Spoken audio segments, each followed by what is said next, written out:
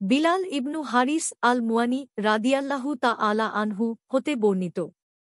তিনি বলেন, রাসূলুল্লাহ সাল্লাল্লাহু আলাইহি ওয়াসাল্লাম বলেছেন, যে ব্যক্তি আমার কোন একটি সুন্নাতকে জিন্দা করেছে, যে সুন্নাত আমার পরে ছেড়ে দেয়া হয়েছিল, তার এত সওয়াব হবে যত সওয়াব এ সুন্নাত আমলকারীদের হবে, কিন্তু সুন্নাতের উপর আমলকারীদের সওয়াবে কোন অংশ হ্রাস করা হবে না। আর যে ব্যক্তি গুমরাহির নতুন বিদআত পথ সৃষ্টি করবে, যাতে আল্লাহ ও তাঁর রসূল রায় খুশি নন, তার জন্য সে সকল লোকের গুনাহ চাপিয়ে দেয়া হবে, যারা তার সাথে আমল করবে, অথচ তাদের গুনাহের কোন অংশ হ্রাস করবে না। তিরমিজি 2677, ইবনু মাজাম 210, জিফুত তারগিব 42।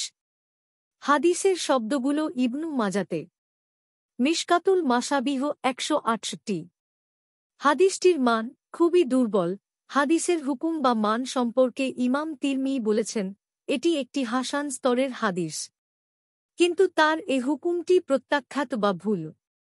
কারণ হাদিসটির সানাদে কাসির ইবনু আবদুল্লাহ ইবনু আমর নামক একজন মিথ্যুক রাবী রয়েছেন, যার সম্পর্কে ইমাম শাফিঈ ও আবু দাউদ বলেছেন সে মিথ্যার একটি রুকন বা স্তম্ভ। ইবনু হিব্বানও অনুরূপ বলেছেন।